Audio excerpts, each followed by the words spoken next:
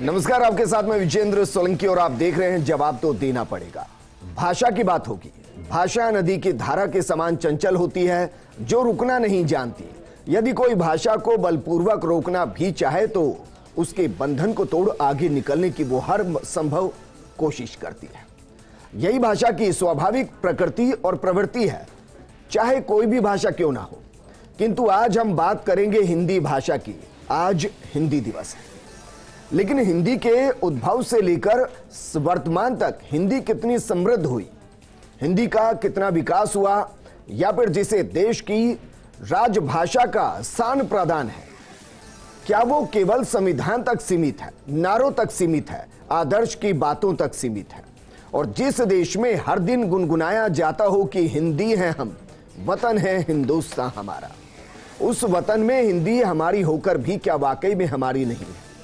हिंदी जो दुनिया में तीसरी सबसे बड़ी भाषा है, हिंदी जिसको समझने वालों की संख्या चीन की मैंड्रीन और अंग्रेजों की अंग्रेजी से भी ज्यादा है। उसके बारे में जॉर्ज ग्रियर्सन ने कहा था कि हिंदी बोलचाल की महाभाषा है। आज बात उसी हिंदी की, जिसके लिए कहा जाता है कि कई भाषाओं के अपभ्रंश से मिलकर हिंदी बनी, वो अब अन्य भाषाओं के अपभ्रंश के साथ और समृद्ध हो रही है। या फिर वर्तमान में जिस तरीके से हिंदी भाषा में अपभ्रंश की मिलावट हो रही है, उससे हिंदी का पतन हो रहा है। आज बात इसी मुद्दे पर कि क्या वाकई में हिंदुस्तान में सिर्फ नारों तक सिमटी है हिंदी। हिंदी हमारा शब्द स्वर व्यंजन अमिट पहचान है, हिंदी हमारी चेतना वाणी का शुभ वरदान है, वाणी का शुभ वरदान है, वाणी का शुभ वरदान है।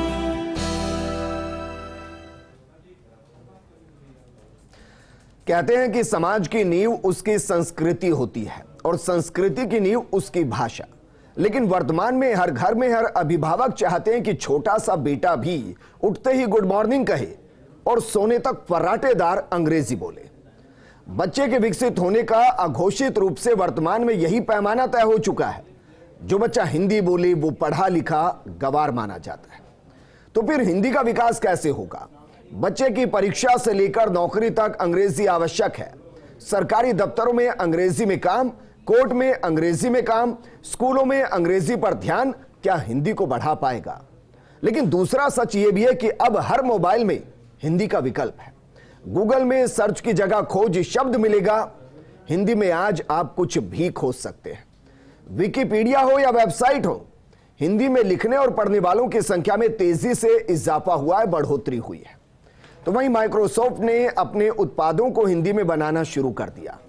तो क्या पूरी दुनिया हिंदी का दम मान रही है और हम हिंदी भाषी हिंदी का दमन कर रहे हैं? प्रश्न काफी है और इन्हीं प्रश्नों का उत्तर देने के लिए हमारे साथ बेहद खास मेहमान जुड़े हैं। हमारे साथ वरिष्ठ साहित्यकार जुड़े हैं, हेतु भारद्वाज जी। हेतु भारद्वाज जी, सर, जिस तरीके से मैंने कपड़ों को पहना है, आपने कपड़ों को पहना है, शरीर को ढक रहे हैं, एक संस्कृति को रिफ्लेक्ट कर रहे हैं, दर्शा रहे हैं। आपको लगता है हिंदी भी उतनी ही जरूरी है जैसे हवा, जैसे पानी? उसके साथ कोई समझौता नहीं, उसको अंगीकार करना चाहिए, उसके मूल स्वरूप को समझते हुए उसे आत्मसात करना चाहिए। हेतु भारद्वाज बोलूं जी। सोलंकी जी, आपने बहुत अच्छी शुरुआत की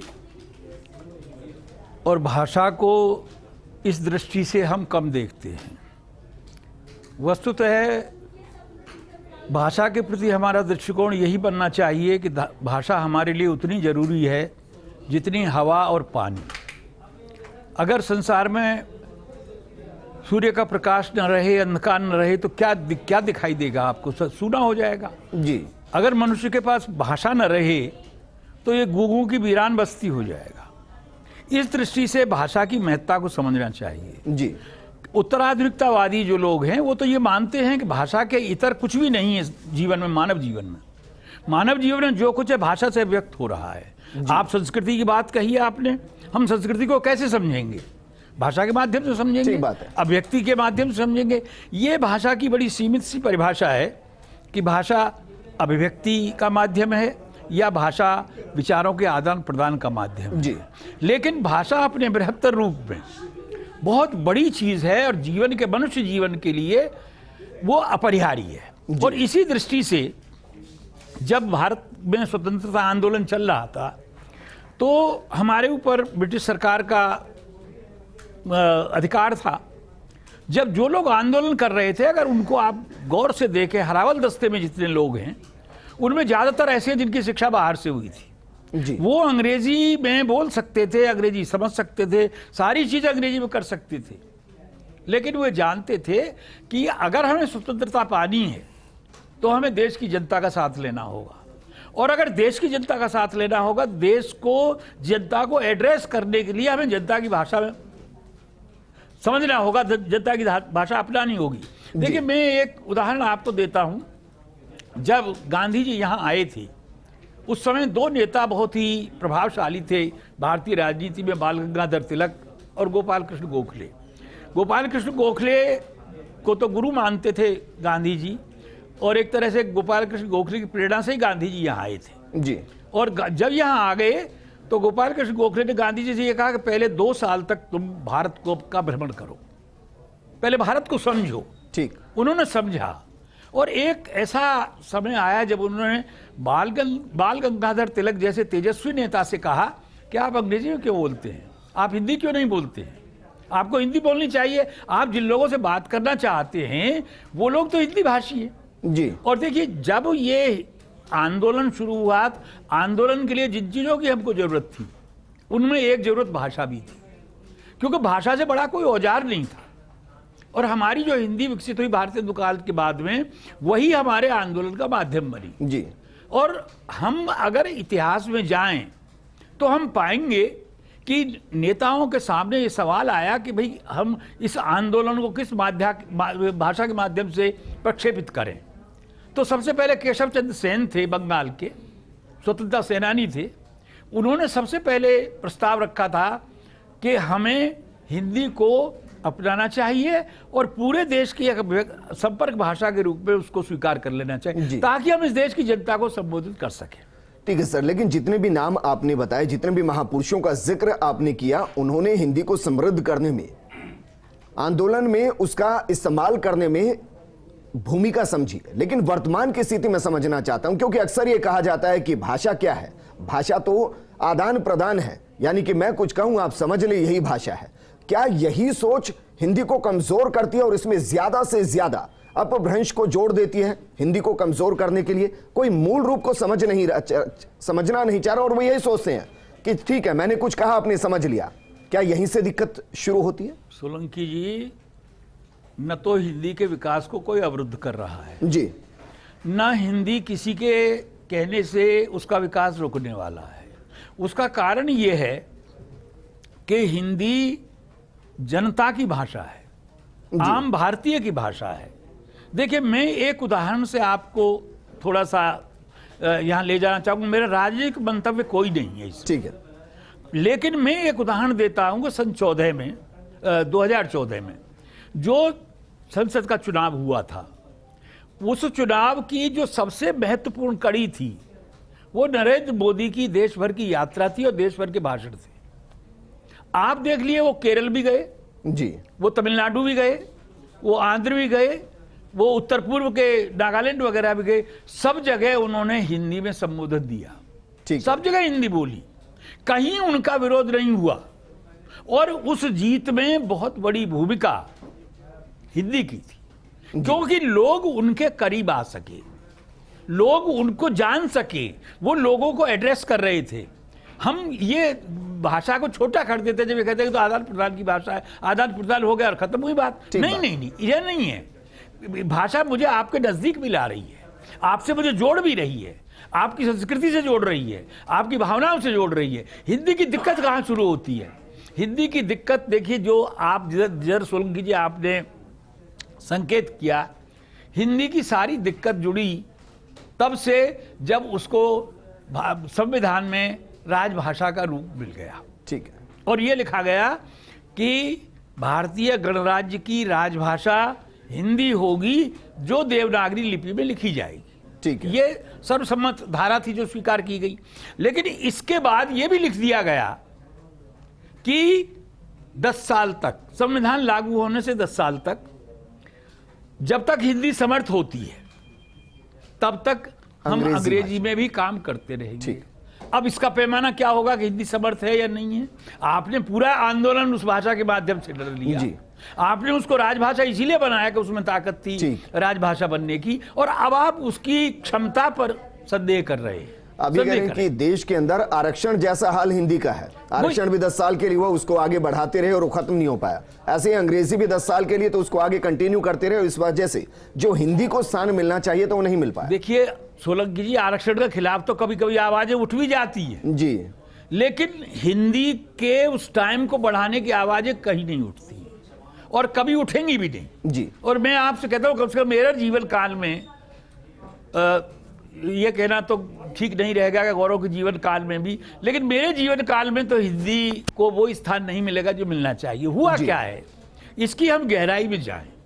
गहराई में ये है कि जो ब्रिटिशर्स हमारे यहाँ काम कर रहे थे, देखिए हम सारी आधुनिकता का श्रेय उनको देते हैं कि भारत में बहुत आधुनिकता आई, रेल आई, तार आई, दुनिया भर की चीजें आई, वो आनी थी। ठीक।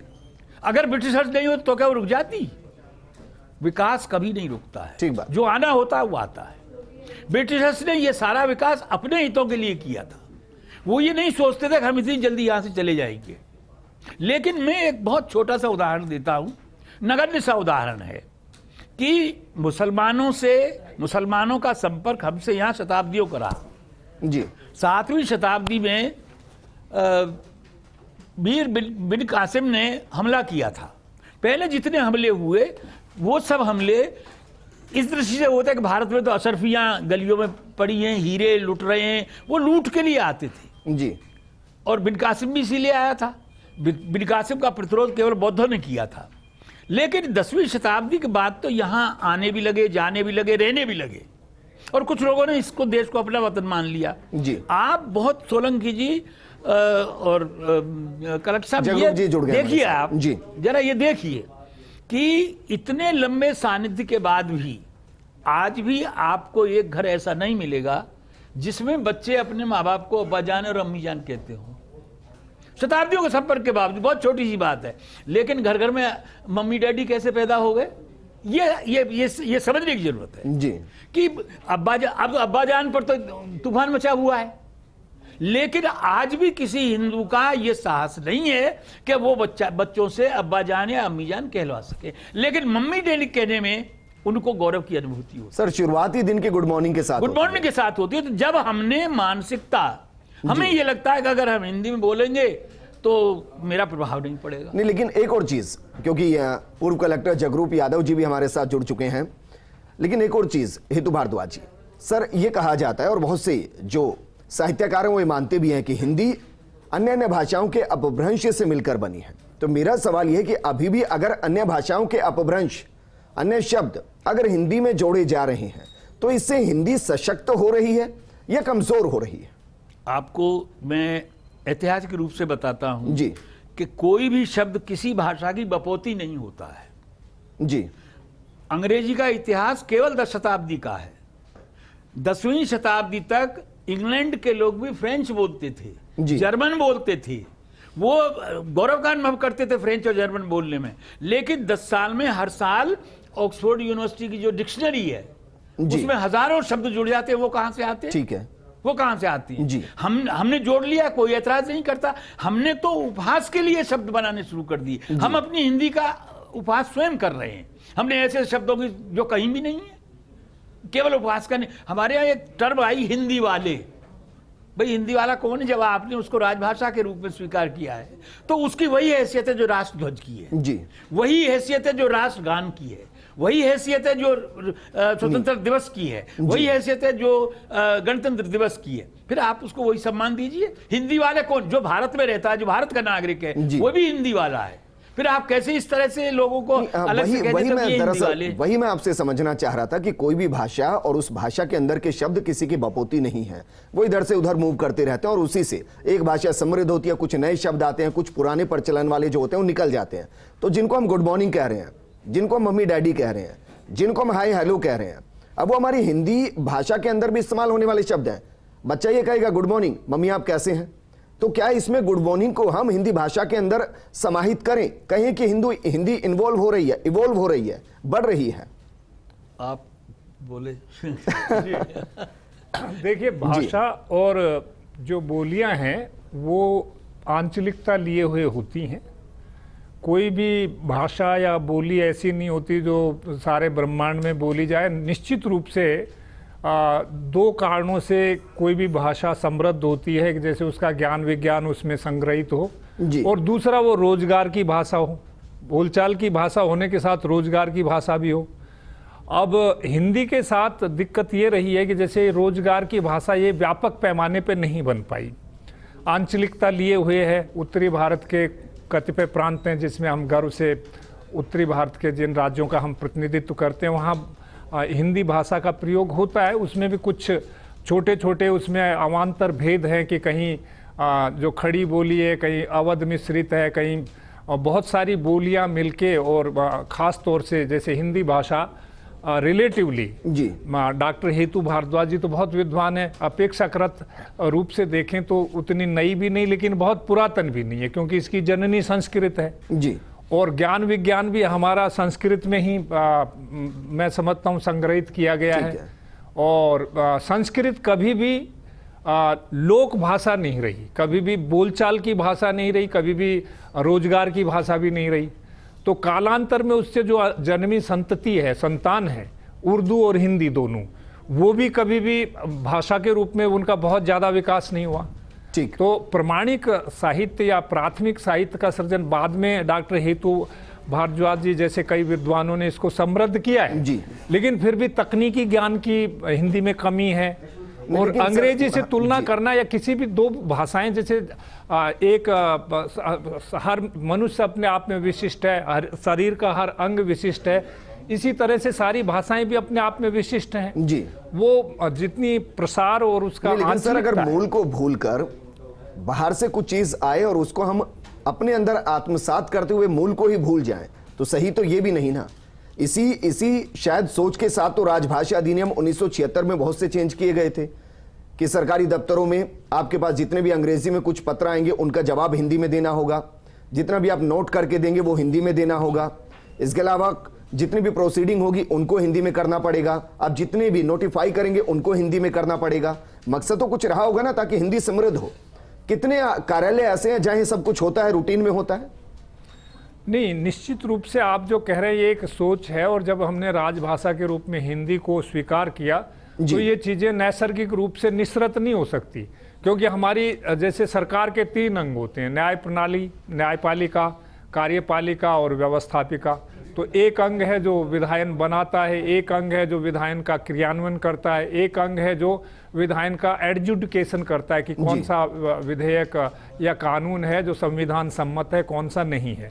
अब उच्च न्यायपालिका की भाषा अंग्रेजी है, और इवन यहाँ तक कि जैसे समानांतर जो हिंदी हमारी जो राजभाषा है उसमें द्विभाषीय इतने नहीं मिलते, और चूंकि कुछ प्रांतों में हिंदी राजभाषा होते हुए भी लिंक लैंग्वेज नहीं है, आपस की बोलचाल की भाषा नहीं है। तो इससे मैं समझता हूँ कि जो साहित्य और ज्ञान विज्ञान समृद्ध होना चाहिए हिंदी में वो नहीं हो पाता जी। और किसी भी भाषा का जो संप्रेषण जो है वो सबसे महत्वपूर्ण है कि उसकी संप्रेषणीयता कितनी है। तो आप भाषा को राजकीय प्रश्रय से नहीं बढ़ा सकते, जैसे सामाजिक कानूनों को राजकीय प्रश्रय से आप न्यूनाधिक प्रभावित जरूर कर सकते हो लेकिन उनके प्रेशर से लागू नहीं कर सकते। तो भाषा की समृद्धता इतना होता है कि वो आपके लिए कितनी रोजगार प्रदायनी है और कितनी मतलब आंचलिकता उसमें है। नहीं, लेकिन जितनी हम उसको राहत दे देंगे, हमने ये राहत दे दी कि ठीक है अंग्रेजी में समझ रहे हैं तो अंग्रेजी में समझ लें, जिस दिन ये तय ही हो जाएगा कि आपको हिंदी में ही समझना है तो फिर हिंदुस्तान का कोई हिस्सा हो वह हिंदी समझना मैंडेटरी हो जाएगा, आवश्यक हो जाएगा, चीजें चलने लगेंगी। जब तक हम ऑप्शन के तौर पर रखेंगे तब तक आसान जो लगेगा उसकी तरफ लोग जाएंगे।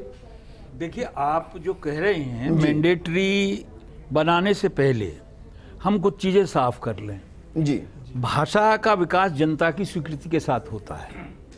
अगर जनता, जो किसान अनपढ़ किसान जो अपने घर में ट्रैक्टर लाता है जी, वो डिक्शनरी थोड़े ही लाता है साथ में, सारे पुर्जों को अपने आप समझता है मैं वो। डॉक्टर जी। हेतु भारद्वाज जी की बात को और संबल देते हुए कहना चाहूंगा कि जैसे आपने संविधान में या लैंग्वेज जो बिल है उसके तहत आपने राजभाषा के रूप में हिंदी को प्रतिष्ठित किया, लेकिन साथ ही मैं ये भी कहना चाहूंगा कि संविधान इस बात की भी, अगर आप अनुच्छेद 14 लगायत मूलभूत अधिकारों को देखते हैं तो state shall not distinguish only on the basis, मतलब राज्य भाषा के आधार पे, धर्म के आधार पे, जाति के आधार पे, रंग के आधार पे, निवास के स्थान के आधार पे अपने नागरिकों में भेदभाव भेद नहीं नहीं कर करेगा। सकती। यह भी तो प्रावधान है। बिल्कुल। तो आदमी की स्वतंत्रता, भाषा, आचार विचार, व्यवहार, पहनावा, खान पान, ये सारी चीजें थोपी नहीं जा सकती।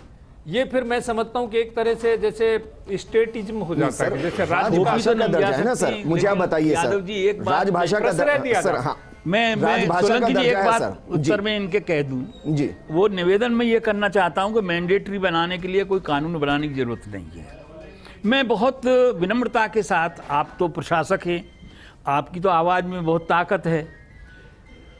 1966 में हम सरकारी सेवा में थे, एक सरकार का आदेश आया कि अगर आप हिंदी में हस्ताक्षर नहीं करेंगे तो आपके बिल पास नहीं होंगे। ठीक है। दूसरे दिन से सब हिंदी में करने लगे। हाँ। अगर आप, मैं ये बहुत छोटी सी बात कह रहा हूं, आप प्रशासक हैं क्योंकि आप इसमें कर भी सकते हैं, इसको आजमा भी सकते हैं जी, कि मेरी बात में कितना दम है, कि एक आदेश निकलवा दीजिए कि जो 6 महीने के अंदर अंदर अपना पूरा का पूरा काम हिंदी में करने लगेंगे, उनको 2-2 एडवांस इंक्रीमेंट दिए जाएंगे। आप 6 महीने में अगर तस्वीर नहीं बदल जाए, जी, हमारे सामने कोई इम्पीटस नहीं है, हमारे सामने किसी तरह का उसके लिए हम हिंदी में क्यों काम करें जब हमारा अंग्रेजी में चल रहा है। जी, तो इसलिए उसके लिए हमें कहीं ना कहीं अपने मानस को तैयार करना होगा। हमें स्वयं जब तक हम तैयार नहीं होंगे, कोई कानून, कोई नियम हमको जबरदस्ती नहीं और करेगा। ये सवाल सर मेरे लिए इसलिए भी है कि जब हम राष्ट्रीय पक्षी की बात करते हैं, उसको लेकर एक नियम, कायदे, कानून है। जब हम राष्ट्रगान, राष्ट्रगीत की बात करते हैं, उसको लेकर नियम, कायदे, कानून है। लेकिन जब हम राजभाषा, राष्ट्रभाषा की बात करते हैं तो हम कहते हैं ठीक है ना, कोई बात नहीं, अंग्रेजी भी बोल रहा है तो चलने देते हैं। ये चलने देते की वजह से ही तो सर दिक्कत है। जगरूप जी, मैं ये सबमिशन करना चाहूँगा, ये बात तो सही है कि किसी भी लैंग्वेज को, किसी भी भाषा को आप प्रश्रय दे सकते हो, किसी भी पारितोषिक भी दे सकते हो, उसको थोड़ा उसका प्रचलन बढ़ाने के लिए, संप्रेषणीयता बढ़ाने के लिए कुछ इस तरह की योजनाएं ला सकते हो, जो डॉक्टर हेतु भारद्वाज कह रहे हैं। लेकिन फिर भी मैं ये कहना चाहूँगा कि जैसे सुविधा जो होती है, जो लैंग्वेज भाषा है, उसका विकास आपस के समुदायों के बीच में जो संवाद स्थापित होता है, उसकी कोई भी भाषा वाहक होती है। अंग्रेजी भाषा या दूसरी भाषा, स्पेनिश है, फ्रेंच है, जर्मन है, जो थोड़ा संख्या के हिसाब से मैं समझता हूँ स्पेनिश सबसे ज़्यादा बोली जाती है, फिर इंग्लिश बोली जाती है।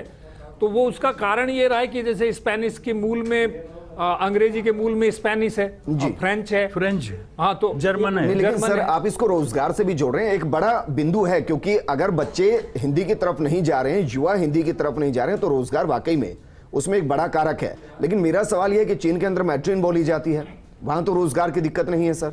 जहां मूल भाषा अंग्रेजी है, वहां भी रोजगार की दिक्कत नहीं है। तो यहां जब मूल भाषा के तौर पर हिंदी कर दें और हिंदी के आधार पर ही रोजगार परक आगे की चीजें हों, तो क्यों नहीं हिंदी आगे बढ़ेगी सर? मुझे ये बताइए, कौन सी सर्विस ऐसी है बड़ी से लेकर छोटी तक जी, जिसमें हिंदी में प्रश्न पत्र नहीं होता है पूरे देश में? जी, जब सारी सर्विसेज में है, आपका ये कोचिंग इंस्टीट्यूट्स, इनकी किताबें कि क्यों ये फ्लरिश कर रहे हैं? आज हिंदी बहुत बड़ा बाजार है, बाजारवाद से मत जोड़िए इसको। जी, बाजार है, लोगों की आवश्यकता है, लोग झकमार करके और हिंदी पढ़ने की कोशिश करें क्योंकि उनको पास होना है। जी, लेकिन जो सारी चीजें जुड़ी हुई हैं जिनको हम कर रहे हैं, उनमें कहीं ना कहीं हमारी मानसिकता बहुत काम करती है, जीवन में मानसिकता काम करती है। ठीक है सर, मुझे फिर भी प्रोग्राम मैं क्लोज ये करना कहना है, मुझे चाहूंगा प्रोग्राम इसमें- क्लोज करना है सर। फाइनल कमेंट मैं आपसे चाहूंगा, जगरूप जी आपसे चाहूंगा मैं, वर्तमान स्थिति में हर साल हम प्रोग्राम करते हैं, हिंदी दिवस पर इस तरीके का प्रोग्राम करते हैं, आप हिंदी को आगे बढ़ते हुए देख रहे हैं या आपको लग रहा है कि अन्य भाषा, कोई भी भाषा हो, उसकी वजह से हिंदी पीछे की तरफ जा रही है? आपका अनुभव क्या कहते हैं? निश्चित रूप से भाषा, हिंदी भाषा बढ़ रही है और समृद्ध हो रही है, इसमें तो कोई दो राय वाली बात ही नहीं है जी। लेकिन मैं फिर भी ये कहना चाहूंगा कि इसकी लिमिटेशन या इसकी सीमा ये है कि अभी भी ज्ञान विज्ञान का जो मुख्य माध्यम है वो हिंदी भाषा नहीं है। तर्जुमा होना चाहिए, मतलब कहीं ना कहीं अच्छी मानक किताबों का अभी भी हिंदी में तर्जुमा। फिर कोई पारिभाषिक शब्द हैं जैसे 59, 69, 79 जी, अब वो समझते नहीं है बच्चे। अब इनके मतलब जो सर बच्चे इसलिए नहीं समझते ना क्योंकि उनको समझाया नहीं जाता है। बच्चे इसलिए नहीं समझते क्योंकि उनको समझाया नहीं जाता। कोई शब्द इसीलिए तो मुश्किल लगता है कि वो उसको समझ नहीं पा रहे। समझ लेंगे तो क्या फर्क पड़ता है, 59 है 79 है 69 क्या फर्क पड़ता है? भाषा सुविधा से चलती है। अगर सुविधा नहीं होता कम्युनिकेशन में, संवाद में, अगर कहीं ना कहीं आपस में एक दूसरे को कंफर्ट लेवल या सुविधा लेवल नहीं होता, सुविधा नहीं होता, तो वो फिर प्रचालन में कम होती ठीक है। और दूसरा रोजगार से भी आज मैं आपकी जानकारी के लिए बताना चाहूंगा कि जैसे जो आज तकरीबन 23 लैंग्वेज हैं जो संविधान की 8वीं अनुसूची में डली हुई है जी, तो उनमें सभी भाषा में कोई भी विद्यार्थी को ये छूट है। अब हम यहाँ पे निर्णय कर लें, आज संवाद के जो माध्यम है, चाहे इलेक्ट्रॉनिक मीडियम हो, चाहे आपका प्रिंट मीडिया हो, अखबार हैं, चैनल्स हैं, टीवी चैनल्स हैं, हिंदी भाषा में भी उतनी प्रवीणता से चलते हैं और उनका बाजार ने सराहा भी है। तो जो क्षेत्र है, जो अंचल है जो हिंदी भाषा में अपने संवाद के रूप में, जिसको मुख्य लैंग्वेज के रूप में इस्तेमाल करता है, वहाँ हिंदी बढ़ रही है जी, और उत्तरोत्तर बढ़ रही है। लेकिन फिर भी रोजगार की लैंग्वेज के रूप में, तकनीकी परिभाषाओं के रूप में हिंदी में अभी भी कहीं न कहीं मैं समझता हूँ उसका सरलीकरण करने की भी जरूरत है, उसमें सुगमता लाने की भी जरूरत है, और बहुत मानक जो ग्रंथ मेरे पास थोड़ी सी वक्त की बाध्यता है। फाइनल कमेंट मैं आपसे चाहूंगा हेतु भारद्वाज जी। हमेशा ये कहते हैं सर, सोशल मीडिया पे आज भी भयंकर तरीके से ट्रोल हो रही हैं चीजें कि हिंदी में मिलावट बहुत ज्यादा हो रही है। 59, 69 जो समझ जाए उनको हिंदी दिवस की शुभकामनाएं, और ना जाने क्या क्या चल रहा है। मेरा सवाल यह है कि जो बाकी शब्द हैं अलग अलग भाषाओं के, जो इस वक्त हिंदी के साथ मिलकर एक अलग तरीके से भाषा का ही काम कर रहे हैं, उनको स्वागत करना चाहिए और उसको एक नई भाषा के तौर पर देखना चाहिए कि हिंदी समृद्ध हो रही है, बाकी शब्दों को अपने अंदर समाहित कर रही है। देखिए, जहाँ तक हिंदी दिवस मनाने का सवाल है, मैं समझता हूँ कि ये श्राद्ध परंपरा का उत्सव मात्र रह गया है और ये बंद हो जाए तो ज़्यादा अच्छा है। जैसा यादव जी ने कहा कि हिंदी का निरंतर विकास हो रहा है, निरंतर विकास हो रहा है। और देखिए, साइंस में भी, समाज विज्ञान में भी बहुत किताबें आ रही हैं। मैं आपको इसके आंकड़े दे सकता हूँ कि RS शर्मा जो इतिहास के बहुत बड़े विद्वान हुए, इरफान हबीब, बिपिन चंद्रा, रोमिला थापर, ये लोग सब अंग्रेजी में लिखते हैं, लेकिन इनकी किताबें जब हिंदी में आईं तो इन्होंने स्वयं ने ये महसूस किया कि हम बहुत बड़े जन समुदाय से जुड़ गए। ये हिंदी की ताकत है। इस ताकत को जितना जल्दी हो हम स्वीकार कर लें और ये औपचारिक जितने भी झमेले इनको छोड़ें। भाषा अपनी गति से विकसित होती है, अपनी गति से विकसित होगी, और हिंदी क्योंकि जनता के पास है इसलिए आप इसको विकास से रोक नहीं सकते। अच्छा, नई शिक्षा नीति के अंदर ये कहा गया कि क्षेत्रीय भाषा को भी प्रमुखता से पढ़ाया जाएगा, इससे और ज्यादा आसान रहेगा?